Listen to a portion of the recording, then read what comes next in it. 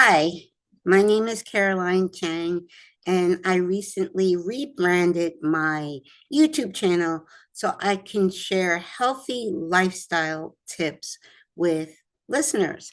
Today, I'd like to share how I naturally color my hair. I do not use chemicals to color my hair. I'm not saying I'm completely chemical free because in my video I did last week on my hair care tips, I let you guys know that I Texlax my hair. So 3 times a year, I do use a chemical relaxer very carefully to just on the new growth to just kind of loosen up my curl pattern a little bit just to make it more manageable. So I'm not saying I'm completely chemical free, but I do not like using chemicals in my hair. And I discovered in January of 2024, I started researching how to color my hair with organic Ayurvedic herbs, henna and indigo. So I just did that this weekend. So if you see that, I'll just show you. You don't see gray roots. Here's the thing. I am 63 and I've never been ashamed of my age. I've always been very proud of my age because people have always told me my entire adult life, I look much younger than what I am. And here's the thing. The only thing that gives me away is gray.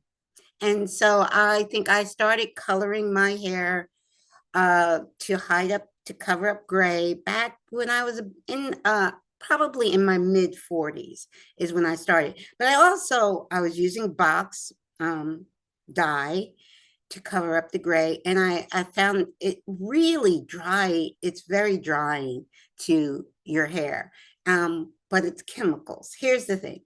Now I'm going to be honest.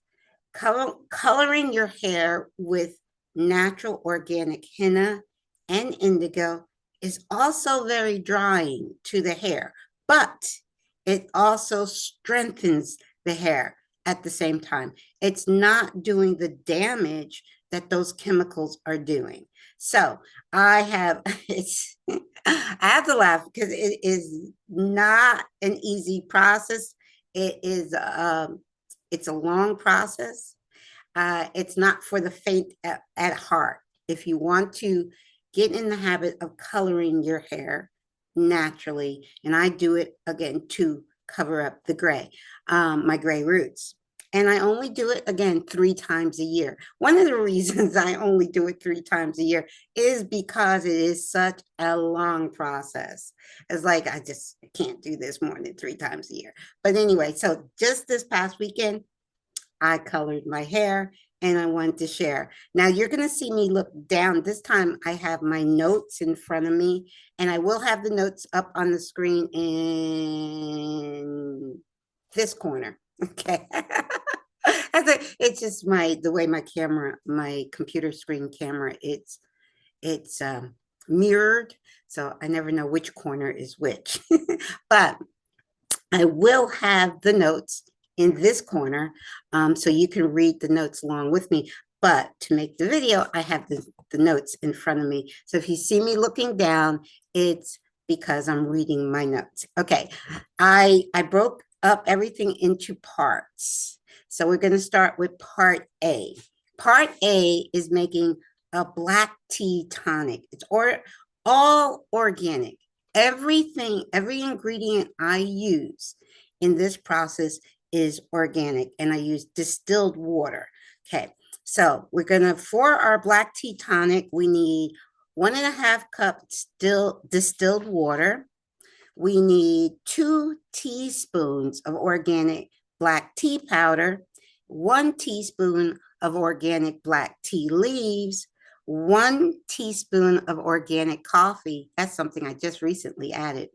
And 1 tablespoon of organic cloves. And sorry, not orange peel. Sorry, 1 organic onion peel. And now when I say the onion peel, I'm not talking about the onion. I'm talking about that brown peel on the outside of the onion. So that's what you're going to need. I'll have a picture over here of all of those ingredients, and also I'll have the instructions. Okay, so the first thing you want to do is get a pot. A pot, you want to fill it with the water, and then you're going to add all those ingredients I just listed. So you have a pot, you're going to fill it with water, and then you're going to just add those ingredients. Put the pot on the stove, and then turn it on to medium high. When I'm doing anything, honestly, I never cook on high. I don't do anything on high because it's too easy to mess things up if you not paying attention. So I turn the stove to medium high. I let that come to a boil, and then I turn it down and I let it simmer for 15 minutes. And I'll have pictures of what I'm showing you in this corner. I'll have pictures. So again, when I get a video camera, I will be able to videotape the process. But right now, I just will give you my instructions and show you pictures of the process. So you want to bring that pot to a boil. Then I turn it down to a simmer and I cover it at that time and I let it simmer for 15 minutes. And then when that's done, you're going to strain that organic tea tonic. You're going to strain it into either a metal bowl or another pot, because you're going to strain it while it's hot. So you want to put it in like metal. I always strain it with a stocking cap. I buy inexpensive knee-high stocking caps, and that's what I like to use to strain. Okay, so that's part number A. Part A is to make an organic black tea tonic. Okay, part B is your henna mixture. Now, I do this before I go to bed, late at night. Like usually I might make this henna mixture at 12 midnight or 1 a.m. because it needs to sit for several hours. I would say 6 to 8 hours. So, okay, the henna mixture, you need 2 tablespoons organic almond powder. I hope I'm saying that right. Almond powder. Okay, 4 tablespoons organic henna powder. 1 teaspoon organic aloe vera powder. Aloe vera, yeah. I did that. I did say that right. That aloe vera powder. 1 teaspoon organic vinaigrette powder. And you also are going to need that black tea tonic you had just made, and 4 to 5 drops of an essential oil that you like. For this particular recipe, I use the sweet orange. Now, people use your essential oils the way you like to use them. I know that people use the sweet orange in this process because some people don't care for the smell of the henna. For me, it's an earthy smell. I have no problem with the smell. Sweet orange, not only does it make it smell better, but sweet orange is very healthy for your hair. So I put in a few drops of sweet orange essential oil. That's optional. Okay, so now you're going to want to use an iron pan, not cast iron, like it's an Indian iron kadai. And I looked for one, I couldn't find it. So a medium sized one. I bought an iron not cast iron, sorry. I bought an iron wok. It's actually way too big for what I need. But you want to use iron because that iron is going to get into your mixture, and that iron is healthy for your hair.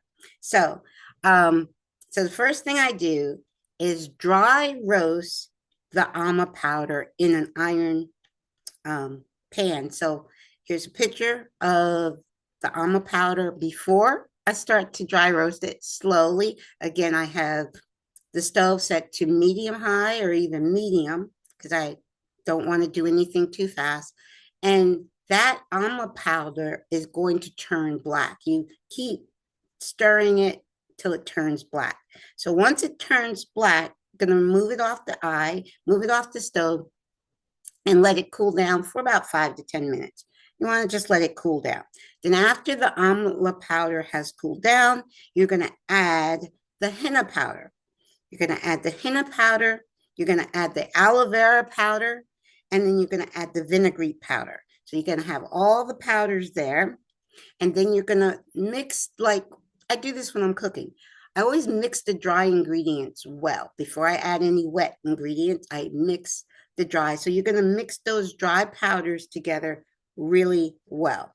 Then once they're mixed, you have, now you're going to warm up your tea tonic. You want it hot, but not boiling.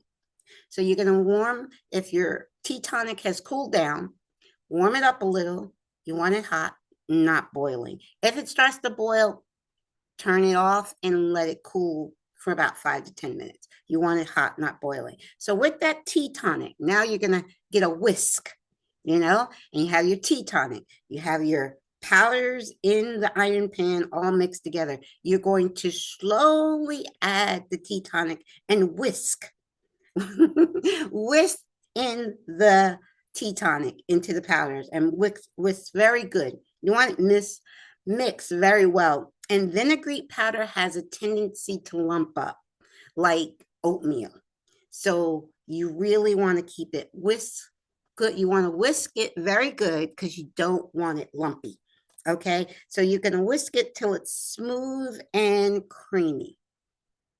Now, once that's smooth and creamy, then you can add your essential oils if you like, and mix that in with that creamy mixture. You don't want it too thick. You don't want it too thin. You don't want it runny. That's why I don't tell you how much of the tea tonic to pour in, because you're going to do it to the right texture for you. Then you're going to cover that pot. You're going to cover that pot and let it sit overnight. That's why I say I do this at night. I do this late at night, usually around 12 midnight, 1 o'clock. I'm a night owl. I'm up late. So I do it before I go to bed late at night. And then you're going to cover it and you're going to let that mixture sit for 6 to 8 hours. I'm thinking that's the good window, because you want to allow the henna to release the color. So you need to give it a few hours. Okay. So now the next part C, is the indigo mixture. But let me add something before we get to the indigo mixture. In the morning, when you get up, that's when you're going to want to wash your hair. You wash your hair with clarifying shampoo. And I'll show you over in a picture of the clarifying shampoo that I use. It's an organic natural shampoo that really gets my hair clean. I don't use it for regular shampooing because to me it's not moisturizing. And so for every day, for when my shampoo days, my wash days, I like using a moisturizing shampoo.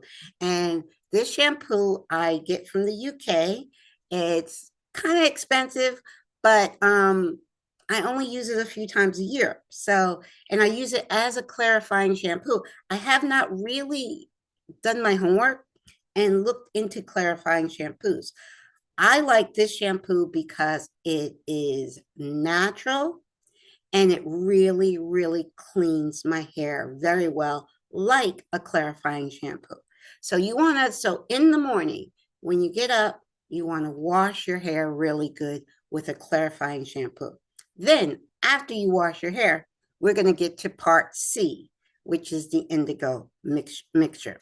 The indigo mixture is 12 tablespoons of organic indigo. Now, this is how I do it. I do as far as henna to indigo. I do 1 part indigo, 3 part, I'm sorry, said that backwards. I said that backwards. I do 1 part henna, 3 parts indigo. So in the henna mixture, I put 4 tablespoons. So I am going to triple that for the indigo. So I'm using 12 tablespoons of organic indigo powder and hot distilled water. Again, not boiling, but hot. You want your hot distilled water because for the indigo mixture, you're not adding anything but the indigo and the hot distilled water. So now you're going to slowly pour and mix at the same time, pour and mix the water into the indigo until it is nice and creamy. You want a creamy mixture. You don't want it drippy. You don't want it too thin. You don't want it too thick. You just want a nice, creamy mixture of indigo. Then you're going to take that indigo bowl and set it aside. You're going to let that sit for 20 to 30 minutes. Now, for indigo to release the dye, it only takes 20 to 30 minutes. For the henna, it takes several hours. So that's why you have to mix your henna mixture separately from your indigo mixture. So now once your indigo is ready, so once you've waited, given it 20 to 30 minutes, for me, 25. I set my timer to 25. To me, 25 minutes is the sweet spot. You'll see that the dye is released. Then what you want to do is take that iron pot with your henna mixture in it, and you're going to pour that henna into your indigo mixture. And then you're going to mix the two together very well. You're going to mix the henna mixture into the indigo mixture in the bowl and mix it very well. You want to mix it where it's nice and creamy. Again, you want a creamy mixture, not thin, not thick. You don't want it running. You want to, you're making a mask, a color mask. You definitely don't want it to run. So using gloves, you're going to put on, I have forgotten, believe me, I have forgotten to put on gloves when I was using box dye and when I was doing the henna and the indigo. I have forgotten. You don't want to forget to use gloves. Believe me. Your nails will thank you. Anyway, so you want to put on a pair of gloves, and then you want to now section your hair into 4 sections, 2 sections in the front, 2 sections in the back. So you have 4 sections, and then you're going to start applying that color, the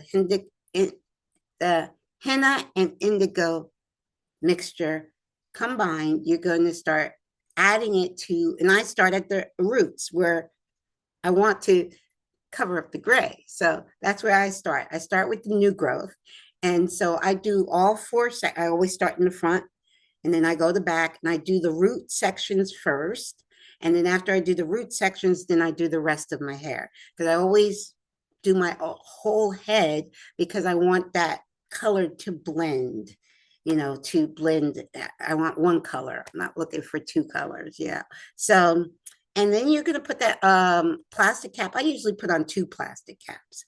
Again, it's not going to drip, as long as you don't make it too thin. You put on 2 black plastic caps. And then I put on 2 plastic caps. And then I also cover my hair with a towel to hold in the heat. Now, you can sit under a dryer to make the process go faster. I don't. I just do it. Then I start doing housework. I'll just leave it. I leave it on for 4+ hours, anywhere like 4 to 5 hours. That's me. You kind of have to do you. You kind of have to see what works well for you. But I let that sit on my head. my hair, in my hair for 4 to 5 hours. Okay. Then once that his process is done, I rinse thoroughly with warm water. I mean, you want to rinse and I just rinse really good with warm water. And if you're now, say you're doing it because you're trying to cover up gray, like me, check your gray roots. Are they the color? Because again, we did 1 part henna, 3 parts indigo to make it the gray, which is the hardest part to color. We wanted those grays to be kind of a dark brown, hopefully. With me, when I do it, even after leaving it on my hair for 4 to 5 hours, my gray is like maybe dark orange, I guess auburn. It's not brown. Okay. It doesn't make that first process does not make my gray brown, which I would love it if it did, but it doesn't. So because I see I need an extra step. So we're gonna, if you feel you need the extra step, step 2 is indigo only. So now we just did step 1, our hair is colored, but now my roots, my gray roots are not dark enough. So now I'm gonna just get out indigo. I use 8 tablespoons of organic indigo powder. And now I add to the indigo powder, I do add a tablespoon of organic aloe vera powder to add a little bit of moisture to the mix. And again, with the hot distilled water. You mix that together, then you're going to let that sit again for another 20 to 30 minutes to allow the dye to release. And once that's ready, you're gonna, I again part my hair into 4 sections, and I only do the roots. That's why I didn't make a lot of it, because I'm not using that on my whole hair, all my hair. I'm just doing it in the roots, especially the roots in the front. Okay, so once I get that on, I put on 2 plastic caps. I like 2 plastic caps. I put on 2 plastic caps, wrap my hair in a towel, and leave that on for 4 to 5 hours. Okay. All right. And then once I've had that on for 4 to 5 hours, I rinse very well. I mean, really, I mean, you might want to, I mean, sometimes I rinse my hair for a whole half hour. It's just, it takes a lot to get the mask out. So rinse your hair very well. And then after you rinse your hair, no more gray. I love it. I love the color. And so now, all right. So, but we're kind of not done in the sense that we didn't use box dye. We used organic henna and indigo.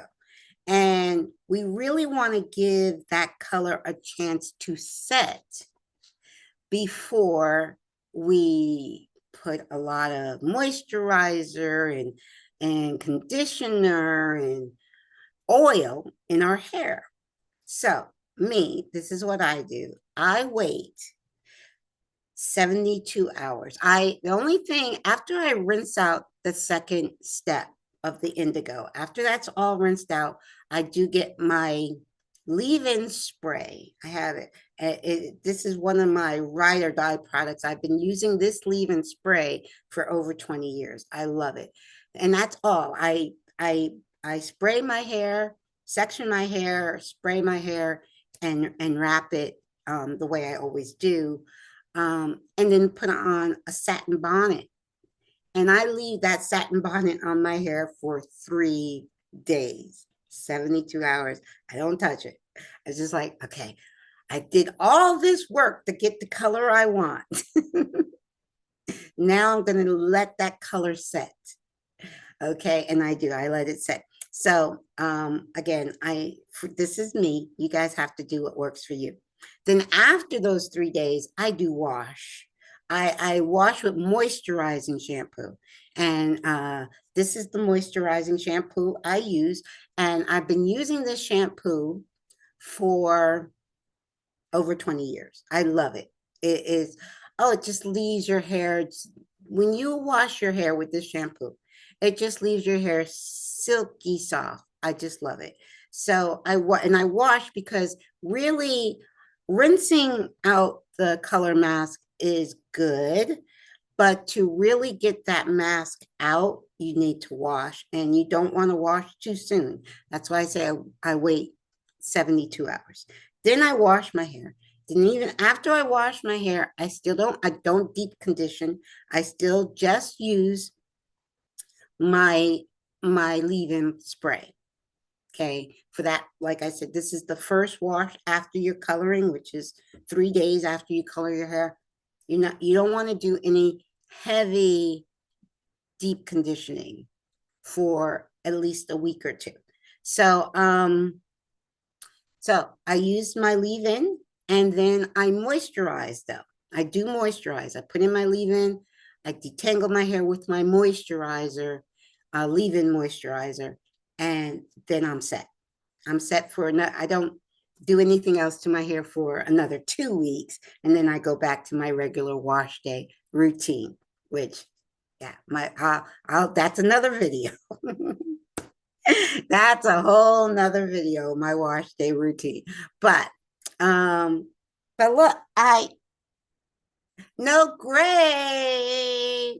And like I said, I will do this again in 4 months. So every 4 months, I color my hair or with organic indigo and henna, which actually makes your hair so strong. It really does.